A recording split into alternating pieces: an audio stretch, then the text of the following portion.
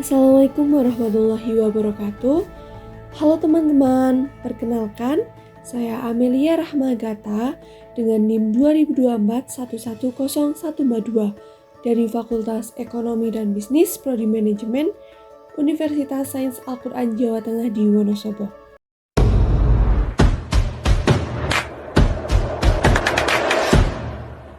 Bahasa adalah jendela budaya dan ejaan adalah cara kita menyampaikan pemikiran dan perasaan. Namun, tahukah kalian bahwa cara kita menulis bahasa Indonesia telah melalui beberapa perubahan dari zaman kolonial hingga kemerdekaan? Perubahan ejaan bahasa Indonesia adalah cerminan dari perjalanan bangsa. Mari kita simak bersama sejarah perkembangan ejaan bahasa Indonesia. Perkembangan ejaan bahasa Indonesia. Terdapat 7 ejaan yang pernah ada di dalam bahasa Indonesia. Ketujuh ejaan tersebut yaitu 1. Balai Pustaka, 2. Ejaan Republik, 3. Ejaan Pembaharuan, 4. Ejaan Melindo, 5. Ejaan Baru, 6. Ejaan yang disempurnakan, dan ketujuh Pedoman Umum Ejaan Bahasa Indonesia atau biasa disebut PUEBI. Ejaan pertama yang pernah berlaku dalam bahasa Indonesia yaitu ejaan Balai Pustaka. Istilah lain dari ejaan Balai Pustaka yaitu ejaan Van Ophusen. Ejaan ini berlaku pada tahun 1901 sampai dengan 19 Maret 1947. Tokoh yang menyusun ejaan Balai Pustaka yaitu yang pertama Charles Adrian Van Ophusen, 2. Nawawi Sultan Makmur, dan ketiga Muhammad Thaib Sultan Ibrahim. Nama istilah ejaan Van Ophusen ini diambil dari nama beliau yaitu Charles Adrian Van Ophusen. Ciri-ciri ejaan Balai Pustaka atau ejaan Van Ophusen yaitu bunyi Y dilambangkan dengan huruf J. Contoh, sayang ditulis sajang. Bunyi J dilambangkan dengan huruf DJ. Lalu bunyi C dilambangkan dengan huruf TJ. Bunyi KH dilambangkan dengan huruf CH, dan bunyi U dilambangkan dengan huruf OE. Contoh kata umur ditulis uemur. Selain itu terdapat ciri-ciri ejaan Balai Pustaka yaitu penggunaan tanda diakritik apostrof. Tanda ini menandai bunyi sentak. Contoh kata makmur ditulis makmuir. Tanda diakritik apostrof ini ditandai dengan tanda petik koma di atas. Kemudian penggunaan tanda diakritik trema atau dua titik, yaitu merupakan tanda petik dua di atas huruf.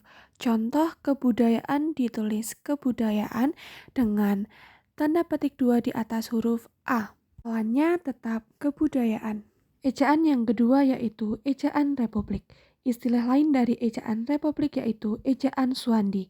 Ejaan ini berlaku dari 19 Maret 1947 sampai dengan 1956. Tokoh yang berperan yaitu Suwandi. Ejaan Suwandi atau ejaan Republik dibuat untuk memperbaiki ejaan sebelumnya. Ciri-ciri ejaan Republik yaitu penggantian huruf OE menjadi U. Bunyi sentak ditulis dengan K. Kata ulang boleh ditulis dengan angka 2 dan di sebagai awalan dan di sebagai kata depan tidak dibedakan. Ejaan yang ketiga yaitu ejaan pembaharuan. Ejaan pembaharuan berlaku pada tahun 1957, tetapi ejaan ini tidak dilaksanakan. Tokoh yang berperan yaitu Priyono dan Eka Topo. Ciri-ciri ejaan pembaharuan yaitu huruf DJ diubah menjadi J.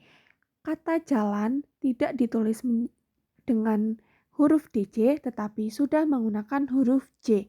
Huruf TJ diubah menjadi TS yang dilambangkan dengan huruf C. Kata cari ditulis TSARI. Huruf eng diubah menjadi N yang diberi ekor di bawahnya.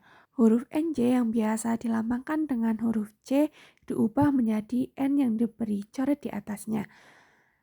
Huruf SJ diubah menjadi S yang diberi coret di atasnya. Selain itu, gabungan vokal diftong AI ditulis AY.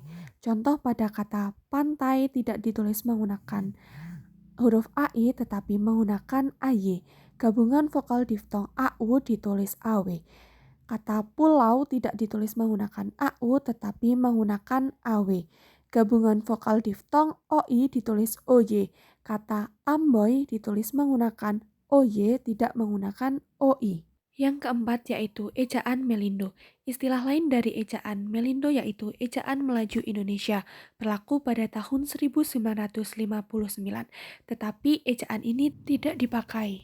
Ciri-ciri dari ejaan Melindo yaitu huruf TC yang biasa dilambangkan dengan huruf C sudah diubah menjadi C. Kata cari sudah tidak menggunakan huruf TC tetapi menggunakan huruf C. Huruf NJ yang biasa dilambangkan dengan huruf Ny diubah menjadi NC.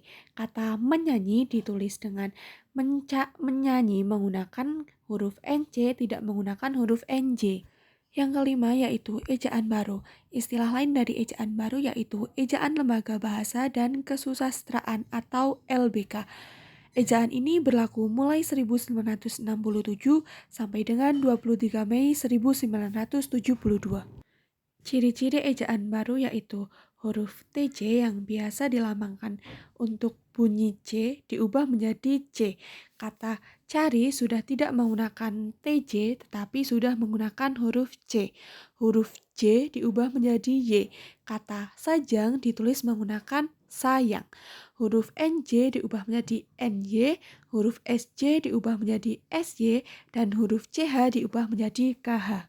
Ciri lain dari ejaan baru yaitu huruf asing Z, Y, dan F disahkan menjadi ejaan bahasa Indonesia. Kemudian huruf E tidak dibedakan pepet atau bukan. Ejaan yang keenam yaitu ejaan bahasa Indonesia yang disempurnakan. Istilah lain dari ejaan bahasa Indonesia yang disempurnakan yaitu EYD. Ejaan ini bertujuan untuk menyempurnakan ejaan yang pernah ada sebelum-sebelumnya. Istilah ini sangat populer di kalangan masyarakat Indonesia karena berlaku cukup lama. Tokoh yang berperan yaitu Masyuri. Revisi pertama pada tahun 1987 dan revisi kedua berlangsung pada tahun 2009. Ciri-ciri ejaan tersebut yaitu huruf TC diubah menjadi C, huruf DJ diubah menjadi J, huruf J diubah menjadi Y, huruf NJ diubah menjadi NY, huruf SJ diubah menjadi SY, dan huruf CH diubah menjadi KH. Ciri berikutnya yaitu sama dengan ejaan baru, huruf asing Z, Y, dan F disahkan menjadi ejaan bahasa Indonesia. Huruf Q dan X yang lazim digunakan dalam bidang ilmu pengetahuan tetap digunakan. Ciri yang lain yaitu awalan di dan kata depan di dibedakan penulisannya. Untuk awalan dibaca, dibawa, masih digabung. Untuk kata depan di rumah, di samping, sudah dipisah. Kata ulang ditulis penuh dengan mengulang unsur-unsurnya. Contohnya pada kata anak-anak. Kata anak-anak ditulis penuh dan diberi tanda hubung. Dan yang terakhir yaitu ejaan bahasa Indonesia. Istilah lengkap dari ejaan bahasa Indonesia yaitu Pedoman Umum Ejaan Bahasa Indonesia atau biasa disebut dengan Bu Ebi. Berlaku pada tahun 2015 sampai dengan sekarang. Tokoh yang berperan yaitu Anies Baswedan. Waktu itu beliau menjabat sebagai Menteri Pendidikan dan Kebudayaan Republik Indonesia.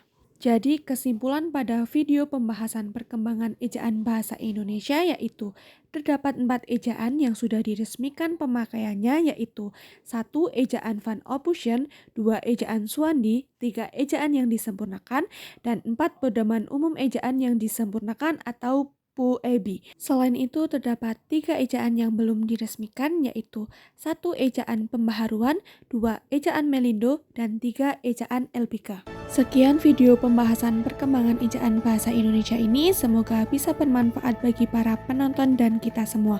Wassalamualaikum warahmatullahi wabarakatuh.